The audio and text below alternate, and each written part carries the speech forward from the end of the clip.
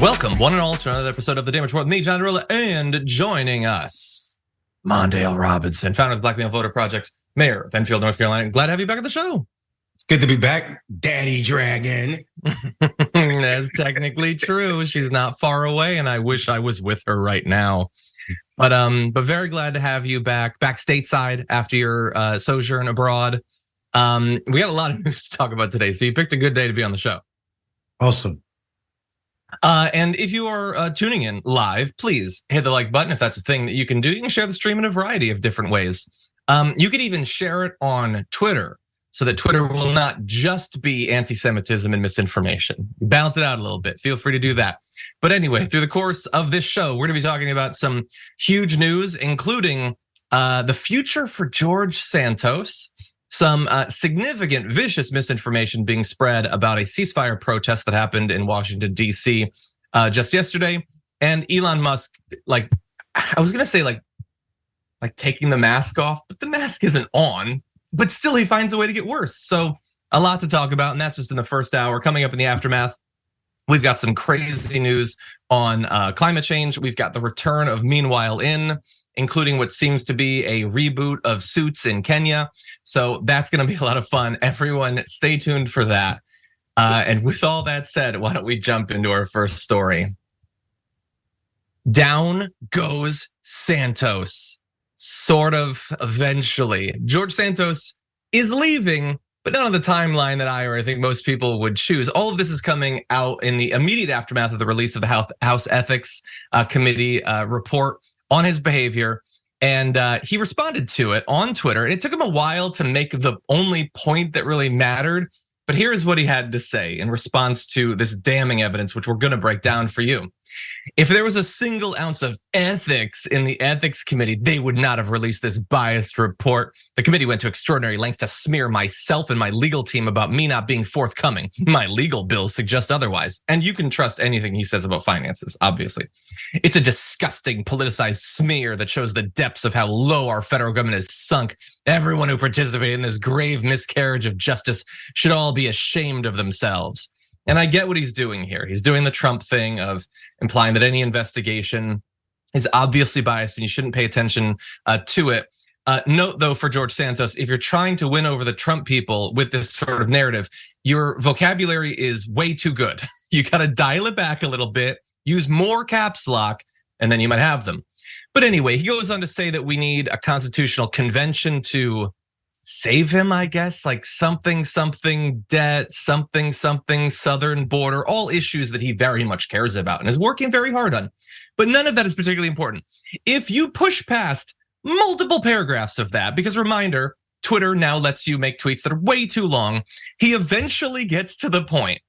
I will, however, not be seeking re-election for a second term in 2024, as my family deserves better than to be under the gun from the press all the time. And if anyone, I can agree with him, if anyone is responsible for his family potentially being too much focused on by the press, it's the press's fault. He hasn't done anything over the past few years to draw intense scrutiny on his actions.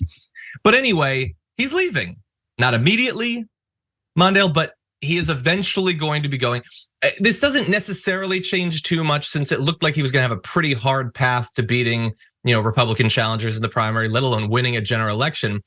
And honestly, as much as I do want to see him gone, I really wanted to see him lose on his way out. So I feel like this is his last insult to us as he leaves the door. What do you think? Yeah, I think you're absolutely right. Him not having to run for re-election is another grift by this guy. I feel dirty when I found out he was not going to run for re-election. We are owed your defeat. I need to believe the people of that district would never, like you said, the mask are off with you, never re-elect him. But the problem is, here's the problem. This person talking about their family under intense scrutiny is absolutely ridiculous. I've not seen anybody scrutinize his family. It is him that's being scrutinized. And maybe that brings pain to his family. Well, buddy, you kind of deserve it. I mean, let's be clear here. George Santos is nothing more than the embodiment of everything that is this idea that we could do base politics and it's enough, just riling people up based off of emotions. Yeah, I don't We've talked about George Santos, I think 87 times, and I don't know anything about his family. I don't think.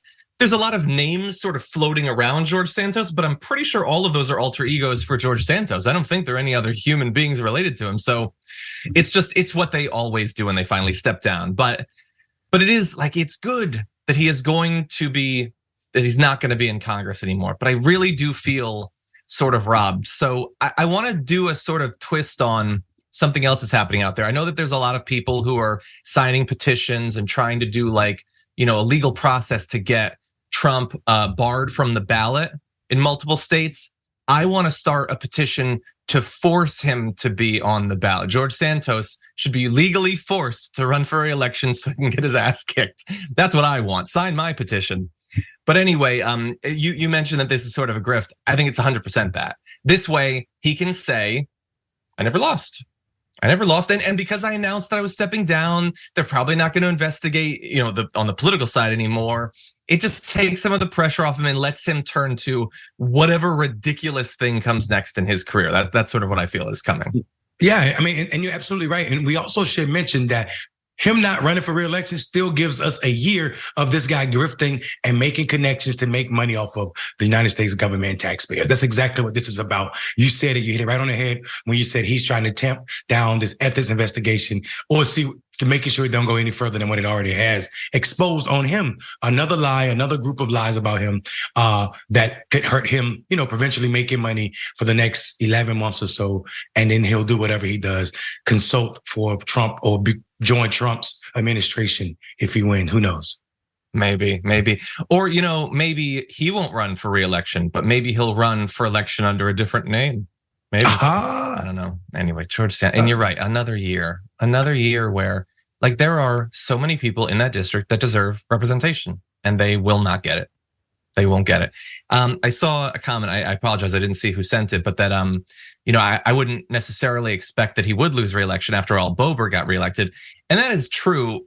But Boebert is bad in a much more typical way for Republican. Like George Santos is such an outlier for his behavior that I have to believe that he would lose.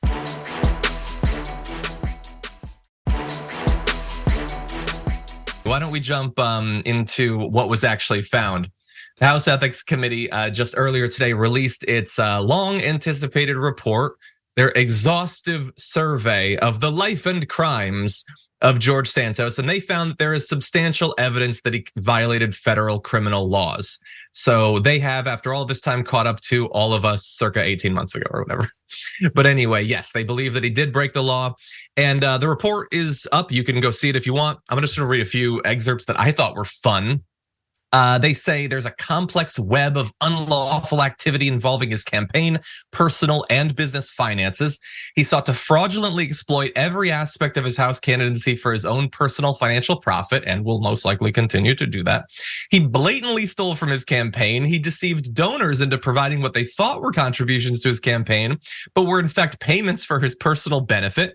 He reported fictitious loans to his political committees, and he sustained all of this through a constant series of lies to his constituents, donors, and staff about his background and experience. Those are sort of the top lines of the most important substantive crimes that he committed.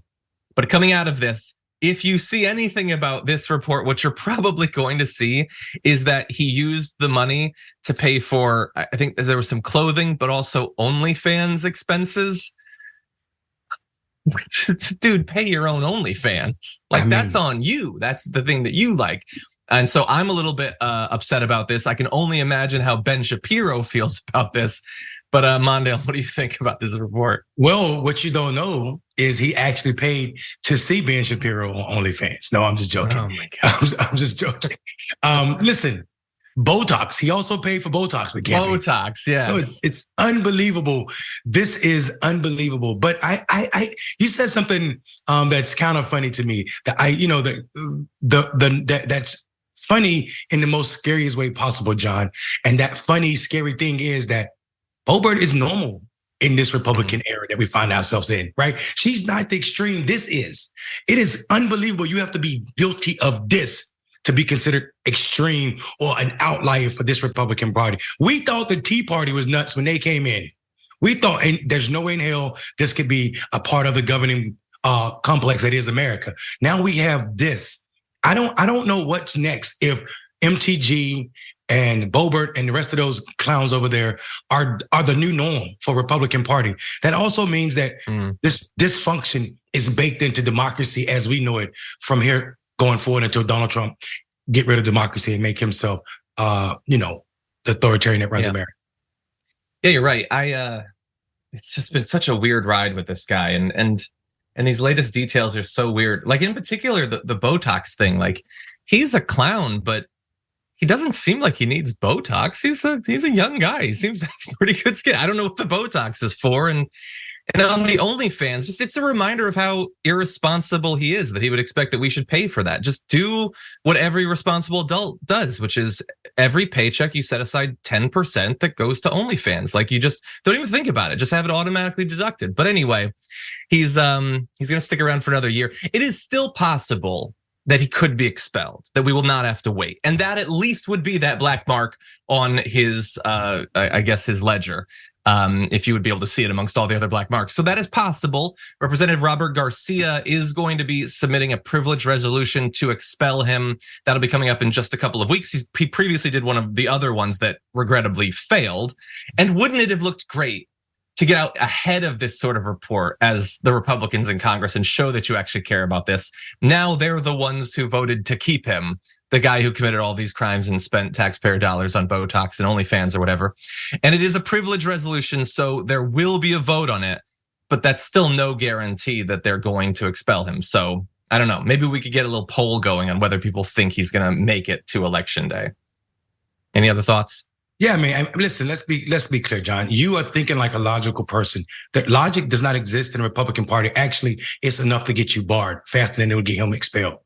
He's not going anywhere. I promise you he's not going anywhere because they are committed to power at any cost. Yeah. And they need that vote. They can't afford to allow someone else to come in that's more moderate from that district, which would actually look more like that district. So I think what we're going to see is we're going to let him saying that he's not going to run for re-election may be enough to carry him through the next election. Here's what's scary though. Here's what I believe. I'm not past this guy saying he's not going to run for re-election and then just do. Yeah, that's a good point. I didn't even really think about that. He is a liar. We should not forget that.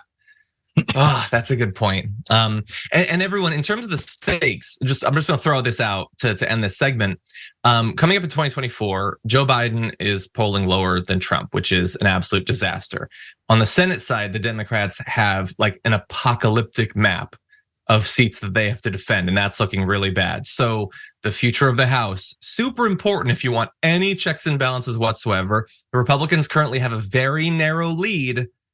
These sorts of things, like if George Santos is on the ballot or not, can be super important for if the Republicans get to like maybe do everything that they want over the next 4 years. So all of this matters. We'll be tracking it. That's going to be it for this segment, though. There is so much more to talk about, including the protests outside of the DNC that happened yesterday, and what the hell Elon Musk has gotten up to. Don't go anywhere. We'll be right back.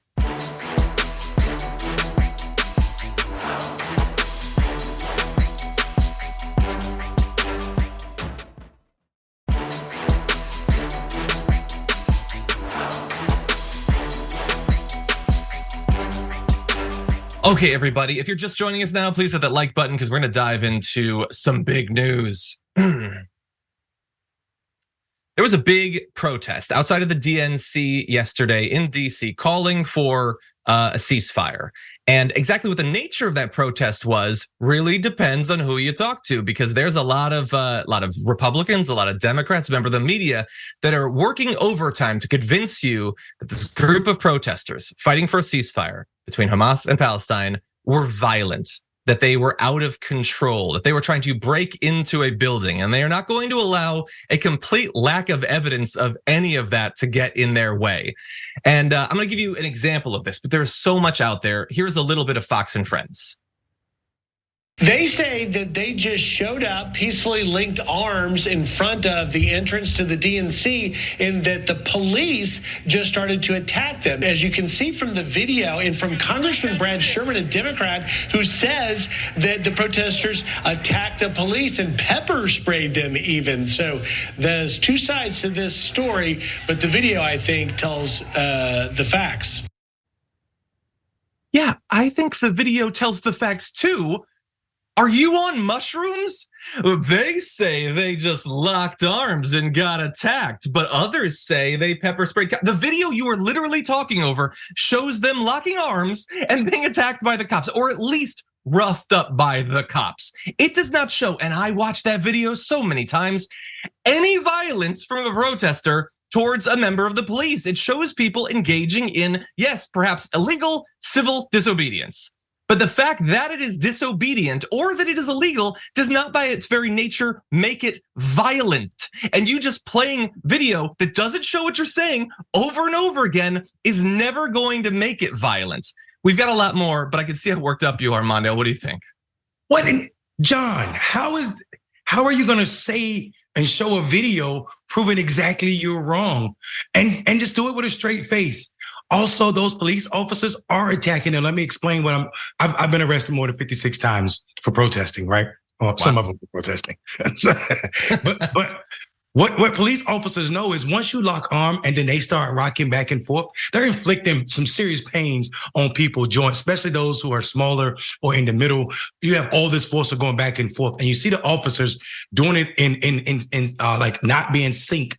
You're creating some serious pressure on both sides of those arms, trying to break the links of those chains. That is absolutely some type of form of violence. Yes, civil disobedience is like what I guess the world call it illegal, but it's also, has a rich history in this country. We were being the Tea Party, not the one that we were just talking about, but the Tea Party that got us free from Europe was civil disobedience. So it is absolutely disgusting when we turn people in this conversation into what they're doing with this video and what they were saying. And for Democrats to keep missing the writing on the wall, one about the ceasefire, but also about what people feel about this, is gonna be the end of them for next year. That red wave they were looking for in 2022 will drown them in 2024. Another thing to worry about, but yeah, it's like everybody watching this, you saw the video. We can play it again if you want. We've got it queued up. It doesn't show what they're saying. He's literally talking over it. And the thing that, God, it just makes my blood boil, is I know there's so many people watching the original broadcast of that, like, yeah, that's them being violent. Look at them roughing up those cops. Look at that. And oh, by the way, all of those Republicans watching that are like, yeah, it's bad to rough up cops. It's bad to attack cops. They didn't care at all on January 6th, but all of a sudden, the non-roughing up of the cops is the worst thing you could possibly do. So look, Fox and Friends is spreading misinformation, but there's a lot of people working on that side. Congressman Brad Sherman, a Democrat, says was just evacuated from the DNC after pro-terrorist anti-Israel protesters grew violent, pepper spraying police officers and attempting to break into the building. There's no evidence of pepper spraying. No evidence of them breaking into the building. They were blocking the exits, which you're not supposed to do. That is true. That does not mean that they were breaking in. Thankful to the police officers who stopped them and for helping me and my colleagues get out safely. If they had actually been trying to break down the doors and assault congresspeople, I feel safe in saying we would be against that since we demonstrated that in the wake of January 6th. It doesn't show that though. And it's a bipartisan thing. You got Marco Rubio saying all US House buildings locked down while pro-Hamas rioters trying to storm the offices of the Democratic National Committee. The US Capitol Police are saying that 6 officers were treated for injuries ranging from minor cuts to being pepper sprayed to being punched. Look, I cannot say that in that big scrum that nobody threw a punch, but it clearly, all of the video evidence shows that whatever violence there was, the overwhelming majority of it was police officers trying to break up the protest. And the only evidence so far, and you can see in this picture that the Justice Democrats put out, of pepper spraying is from the police. And I have a crazy theory. Maybe I'm a kook. Let me know if you think I am. I think they pepper sprayed some people and some of it wafted back over them. And then all of a sudden, we got pepper sprayed too. You guys are the ones with the pepper spray. Maybe look in the mirror. Yeah, John, I think also people are forgetting that pepper spray does not just stay where you point it at. It's in the air, wind is blowing, everybody was affected by it. This is absolutely ludicrous.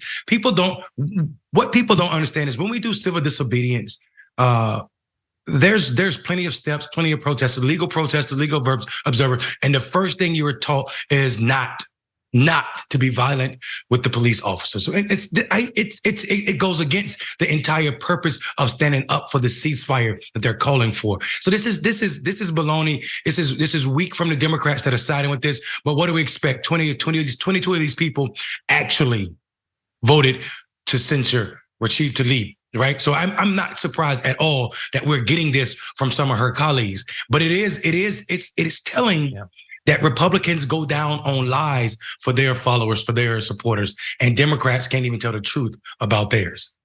Yeah. No, you're 100% right. I would just like a little bit of truth to be told about that. I mean, there's people trying. Dave Weigel, journalist, was there. He put up video. He's trying against all odds to get people to accept what actually happened. They said it was a very weird night. Many people sending me incorrect claims from people who weren't at the protest to refute the photos and videos I took at the protest. He was getting tweets from people saying, yeah, you think you know what happened there? Well, I have firsthand accounts. He's a firsthand account. His hands were there. That's what it means. And so again, and I just want to briefly point out, being for a ceasefire does not mean that you're a pro-terrorist or pro-Hamas. That's not actually how it works. It also doesn't mean that you're anti-Israel. And as I've said so many times, and I'm going to keep saying it, when somebody uses the term pro or anti an entire country, they think you are an idiot. They think you are a dumb donkey that they can manipulate into believing their propaganda by implying that you having a view on a military tactic or a political strategy means that you are for or against an entire country, a nation, a people, a religion. That is not how it works. Unless the people saying that believe that Israel is one thing and all Israelis are one thing, and they all believe the exact same thing, and no dissent is allowed because they're not people, they're robots. That is an incredibly offensive thing to think, and it's just as dumb now as it was back in 2003 when they were telling us that if you were against the invasion of Iraq, you were anti-America. That is not how it works. It's propaganda. Don't get affected by it. That's powerful, John. It's powerful, and this is why I still eat French fries and not freedom fries. Yes. 100%. By the way, I want to read a statement from Eva Borgward, if not now, national spokesperson, because they were involved in the protest, saying, as protesters engaged in a moral act of nonviolent civil disobedience outside of the building, police charged at protesters and attacked them without giving any warning or order to disperse. The police pepper sprayed us, pulled them by the hair, and throwing them down the stairs. That is actually on the extended video, resulting in over 90 injuries to protesters. Goes on to say, we are horrified to see elected officials like Brad Sherman, Marco Rubio, and Speaker Mike Johnson spread misinformation and accuse Jewish activists of being anti-Semitic, pro-Hamas, especially since many of our members are grieving Israeli loved ones who were killed on October 7th. It is offensive, hurtful, and dangerous. These leaders should apologize and retract their dangerous and hurtful statements. I do not expect that that is going to happen. But while we wait, I suppose you can go to ceasefiretoday.com for a variety of different ways that you can, have your voice be heard on this topic. These protests are certainly a way. There's probably protests near you. Feel free to participate in them, but there's other ways as well. Mondale, they just lie. Just lie constantly, and I hate it. And what happens, John, in those lies is we're going to otherize those 90 people who are actually injured.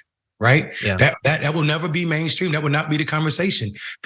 And also there should have been warnings. You don't just walk up to people and grab people and snatch them by hair. All of this is violent. And I bet you there are videos to show and support this. The problem with this is this country does not care about facts or what you can support. Yeah. It goes by what people are feeling at this moment. And here's a tragedy that no one is talking about. There's so many people these are people who are Israelis, Jewish people out here protesting and calling for a ceasefire, and they were being attacked by police officers and also being saying they're pro-Hamas, just as you just said. This idea that you can't exist in a different space. You have to support Benjamin Netanyahu's government, who the people of Israel were already pissed off at anyway and about to do away with before October 7th. Now, if you criticize the same guy, the same government, Bibi's government, then you have a problem. You are anti-Semitic. And that is not fair to Israelis. One, those on how they feel differently than Bibi's government, and two, those who are, like you said, diverse in thinking about all of the politics of this government in general, man. And I think the biggest part about this is America sitting silent. The president of the United States refusing to say ceasefire is necessary. As we see thousands and thousands of people, it takes 45 minutes. Not me and my stumbling Arabic language. It takes 45 minutes for a well-spoken Arabic person to say every child's name that died before their first birthday. That's how many kids have died. It would take 45 minutes to sit and read those names. That's how many kids under the age of 1 have died. And it is ridiculous that we can't even say that it's time out. We need a timeout, a humanity timeout to address what's happening in Gaza right now. That's a great point. And, because things aren't changing, is it going to be 46 minutes in a couple days, 47 minutes, 48 minutes? The clock is ticking. And you're right, Joe Biden won't do it. And he's not the only one. Look, we criticized Bernie Sanders for not being willing to use that language. There are those who have. I think there's a group of at least 24 congresspeople, members of the squad, and others who have pushed for it.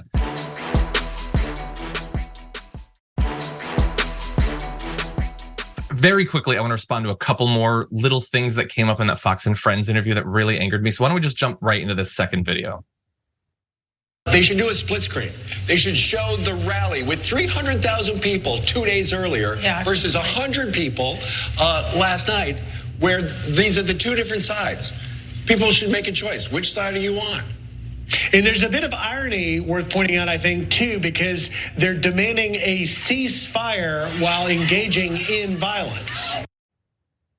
First of all, no, they're not. Again, the video that you showed does not show that. But even if they punched a cop, the idea that, oh, you say you don't want thousands of civilians to be slaughtered by bombs dropped by planes, and yet you punch someone, seems hypocritical to me. What a privileged position to use there. But to then to make this parallel with the massive the pro-Israeli war effort protest that, or rally, I guess, that happened, and to say that one was huge and nonviolent and this was violent. Again, it wasn't. But the idea that the cops didn't clash with those protesters earlier, those ralliers were in favor of what the governments were doing. They're in favor of the US government's position. They're in favor of the Israeli government's position. How weird that police didn't have as much of a problem with them than the ones who were challenging the status quo. It's just I have to assume that this person is pretending to be this dumb. But that said, I want to play one more clip and then we'll have a little conversation. Let's jump into this. They have no idea. True. And all they have to do is look at the video of the IDF going in there, bringing in incubators, bringing in gas, bringing in supplies for hospitals while pulling out M16 rifles, RPGs, and you got to see the armaments in these hospitals. They have to go into those cities in order to eradicate Hamas from this planet. They have no choice. It's just idiotic and ignorant to think that Israel is the problem here. Well, we got to stop calling these protests peaceful. You can't obstruct the entry into a private business. You just can't do that. You can't punch it up. That's not peaceful. You can't pepper spray cops and think that it's okay. So they went smoothly from a guy saying that, let's say the IDF pulling out the guns is totally authentic or whatever. So they have no choice. They have no choice. You dumb college students, you're simplistic thinkers. I'm a serious adult wearing a tie. They found guns, so obviously they need to bomb hospitals, you idiot. To a guy saying, if you block the doorway of a building, that's not peaceful. So there are forms of war that they're against. The arms locking variety, the dropping the bombs variety, that's what are you gonna do? There's no choice, you gotta annihilate these things. But if you protest, that's an act of war. And again, the people watching that, just eat it up, Mondale. Yeah, and I think, this is Donald Trump's news station, right? I mean, like this idea, we're gonna say 300,000 people showed up and there were no problems in DC. First of all, that number is been told, people are saying it's exaggerated, right? Tens of thousands of people showed up. Regardless, the point that we're trying to make, I think, is the majority of people support Israel. And I think they're going back to exactly what you were saying. This is not about whether you support Israel or Gaza or Palestinians. This is about this military move by this government, Benjamin Netanyahu's government, needs to stop for humanity's sake. That's it. And then they're trying to push a narrative that there's no need to stop because Israeli is bringing in generators, which they're not. The Israeli government is not bringing in. They're doing polls so other people can do humanitarian work, but they're not doing that. The IDF is not doing that. This is full of lies. And then they just spout into this idea that somebody punched the police, that somebody. But I am a black man. Every time a police officer has wanted me to be locked up, I was locked up, whether it was for resisting arrest, for saying no to that person, whether it was for looking at him wrong or saying something slick back to him because they said something slick to me. This idea that police got punched is more than fanciful. What probably happened was they were snatching somebody around and somebody's body part might have touched a police officer while they were getting snatched and thrown around. There's no humanity in what we just watched on Fox News. These people don't care about facts. They don't care about the ones that they've othered, whether that's LGBTQI people, whether that's, in this case, people from Palestine.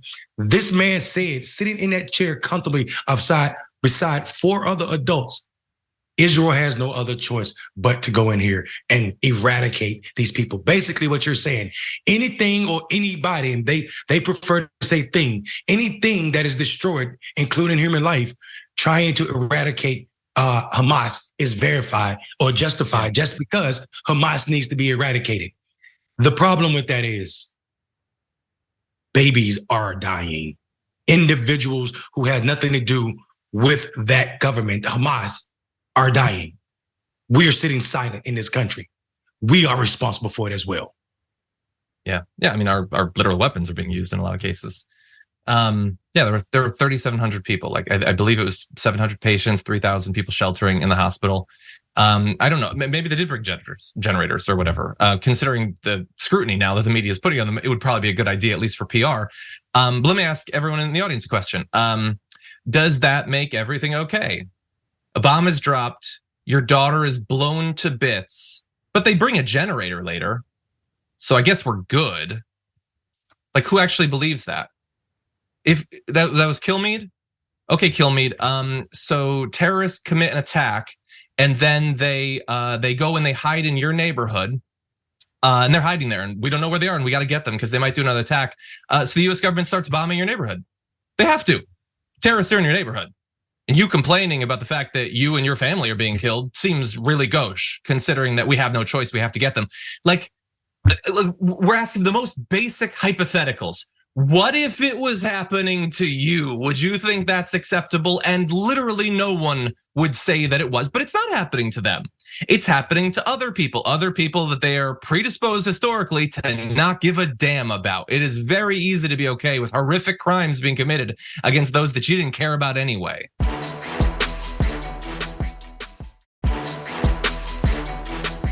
I want to give people just a couple of updates of what's actually happening over there. Fairly big developments in the conflict between Israel and Hamas. Hamas has apparently agreed to a tentative deal to free dozens of hostages. That deal is apparently now being considered by the Israeli government. They would release at least 50 women and children among the about 240 that have been held now for quite a few weeks. In exchange for the hostages, Israel would have to agree to a 3 to 5 day pause in place in the fighting, increased humanitarian aid to Gaza, and the release of an unspecified number of women and children held in Israeli prisons. This is not a case where they're trying to get, like captured Hamas fighters back or anything like that. It'd be women and children for women and children. That is a thing that is now being considered. And diplomats from another number of countries, including Gulf nations and the United States, are involved in those negotiations. So that would obviously still leave many of the hostages, not being returned. 50 is a lot. I'm not a diplomat. It's hard for me, Mondale, to judge whether Israel has any chance of agreeing to this, but it's a lot of families who I'm sure are like fingers crossed hoping that they do. What do you think? Yeah, I mean, listen, if people are saying there should be no ceasefire without hostage release, I think this should damn well go a long way making Israel at least listen to what is being proposed. I'm confused by all of this, honestly, John, and my confusion is not about the politics of it, right? My confusion is why America is so silent on what's going on over there when we have so much influence. We give so many resources to that country, so as to be good allies to Israel. And I don't think anyone is well, some people are questioning that. That's not my question here. Here's my question. Hamas membership pre-December, right, of this year, or I'm sorry, November of this year, was 10 to 12, 20,000. Israel, and I keep saying we in Israel because the two are inseparable, have already killed over 13,000 people. If you've killed more than what their membership is, and it wasn't their membership, what is your end goal? Well, I'm confused by this. You've killed almost 13,000 innocent people. What is your end goal? Where do we stop at? Because if it takes you 10,000 to kill, if it takes you 13,000 individuals to kill a few hundred of Hamas, the numbers extrapolated means you have to wipe out everybody in Gaza to get to the full membership. Is that what we're okay with? By not demanding a ceasefire? So I mean, I'm super frustrated with who and what Hamas is, for sure.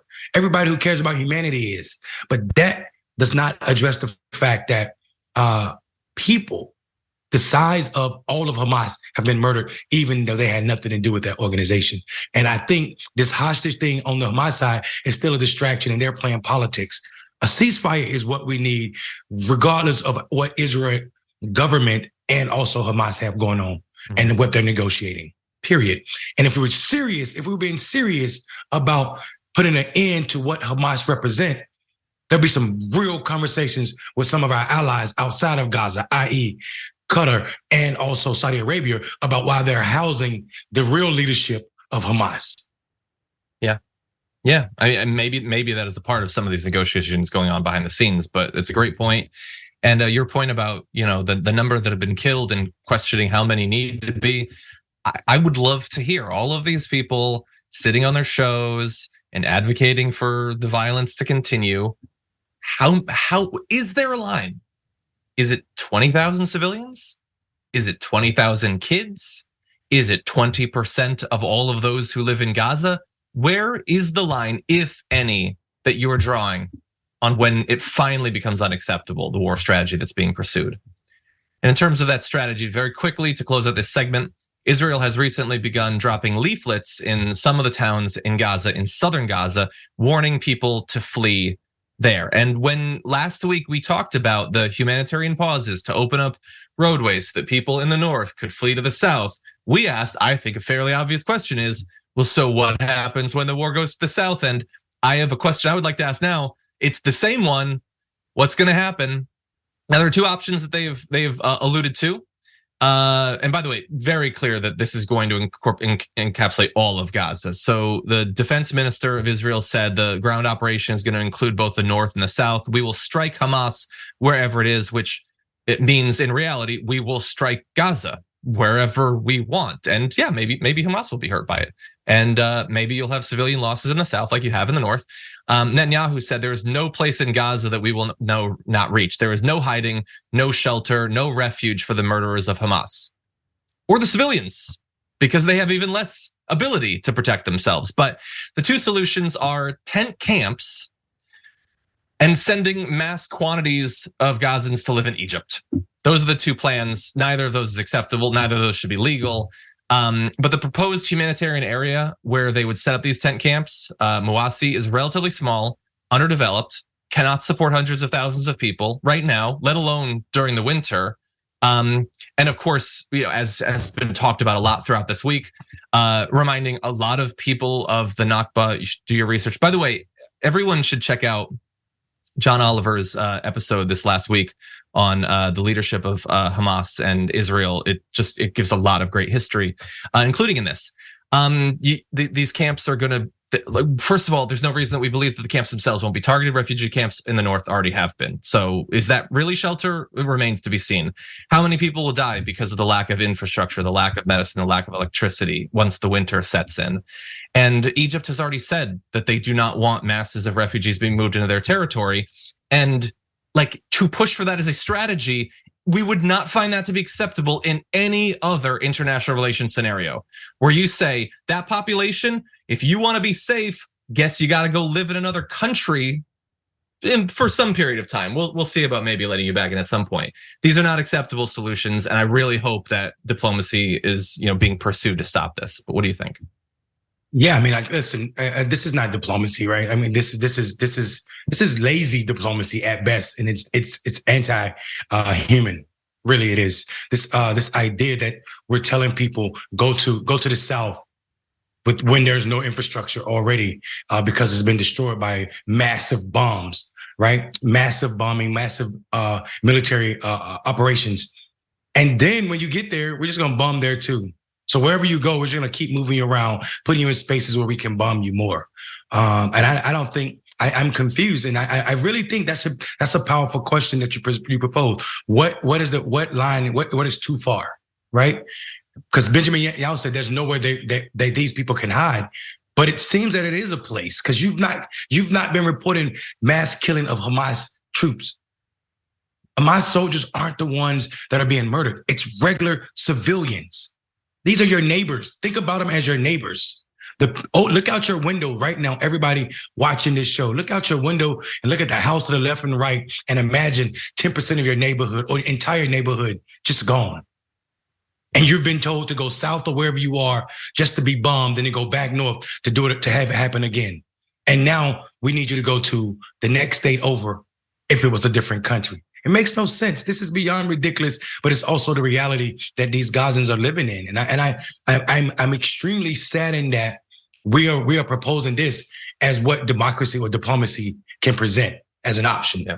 Netanyahu needs to be stopped. His government needs to be stopped. And then people, and this is not even a quiet chant. It's not just here in America, around this country. I was on the train in France this past weekend, and people were lining up at 8:00 in the morning for a massive pro-Palestine, pro-ceasefire protest. And I think we just got to be serious about this and require more of those that are elected, and not allow people to otherize innocent folk when we're talking about them. If we are to never forget 9/11, Palestine has just suffered in less than a month 3 9/11s.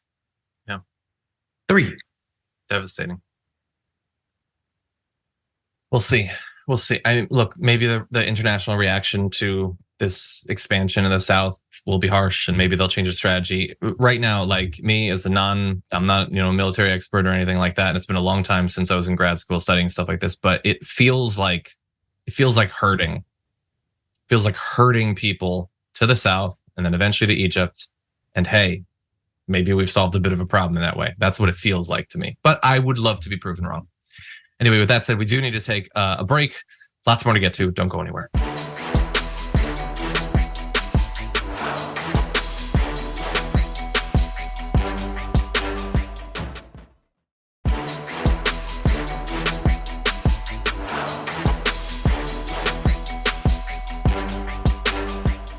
Man, the hour is passing by fast. Apologies to the producers, but we're going to jump right back into it. Okay. Elon Musk, who is in control of Twitter still and is still ostensibly the richest man in the world, responded to a rando on Twitter posting an anti-Semitic comment and said it was the actual truth. Here's the comment from the artist formerly known as Eric. It says, okay, Jewish communities have been pushing the exact kind of dialectical hatred against whites that they claim to want people to stop using against them. They claim. So if you don't want anti-Semitism, you're lying about it. I'm deeply disinterested in giving the tiniest S now about Western Jewish populations coming to the disturbing realization that those hordes of minorities that support flooding their country don't exactly like them too much. You want truth said to your face, there it is. There is a lot going on in that. I mean, deep anti-Semitism, racism as well. There's a lot of stuff in there, none of it good. And then Elon Musk replies, you have said the actual truth. And I want to be very clear about this. There is no one who could have posted that anti-Semitic screed and have it be reasonable that the CEO of that social media platform, the richest man in the world, would agree with it. But doesn't it seem a little bit weirder when you find out that this is literally just some random person with like 3,800 followers? This isn't even like a right-wing grifter that he's trying to endear himself to, or a Republican presidential candidate spreading casual anti-Semitism. How did he even find that? Is he literally just searching for anti-Semitism to agree with on his platform? But regardless, that's what he did. And he's gonna try to finesse it a little bit after the fact, but that is what he said. That stuff about Jewish people hate white people and attack them and then pretend to care about anti-Semitism, but apparently they don't actually. That is the actual truth. And we're supposed to have a debate about what sort of person Elon Musk is, what his politics is, and what he's done to Twitter. Mondale, what are your thoughts?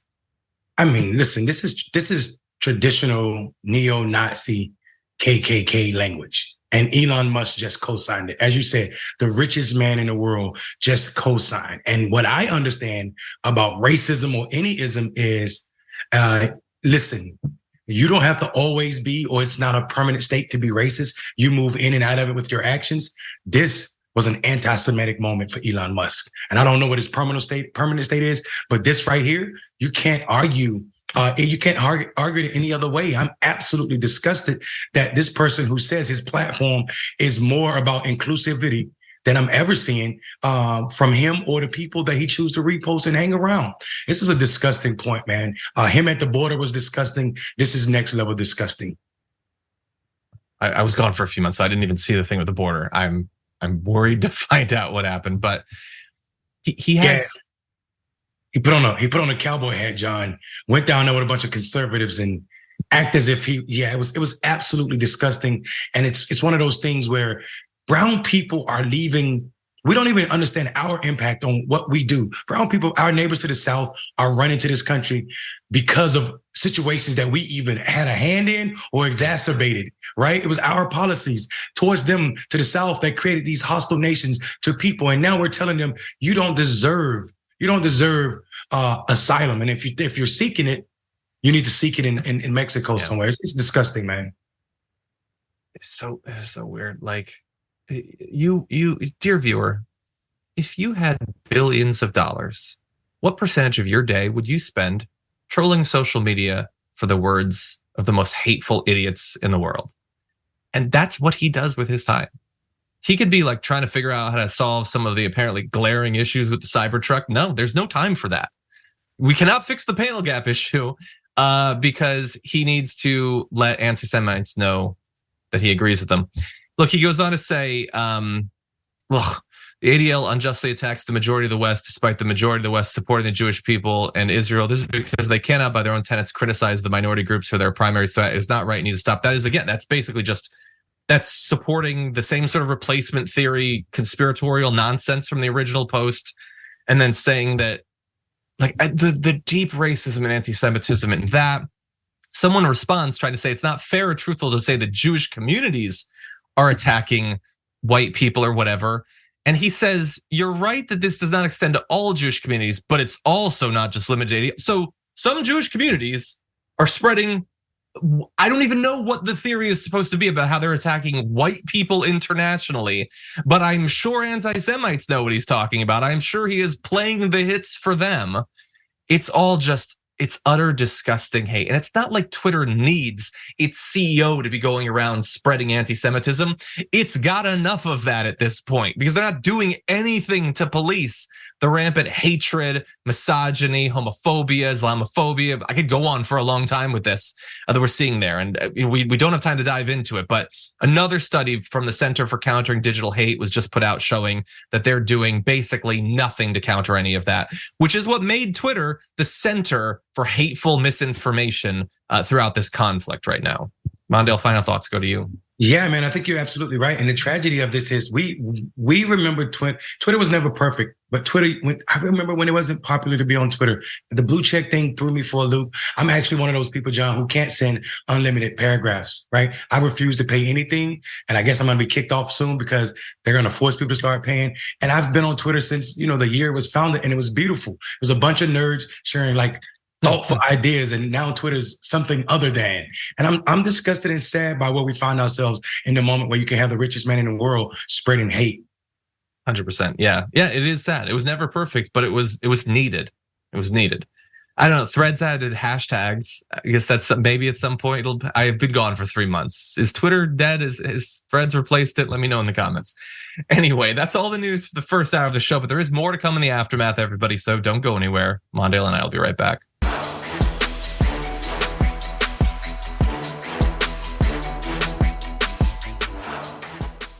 Thanks for listening to the full episode of The Damage Report. Support our work, listen ad-free, access members-only bonus content, and more by subscribing to Apple Podcasts at apple.co/TYT. I'm your host, John Iadarola. I'll see you soon.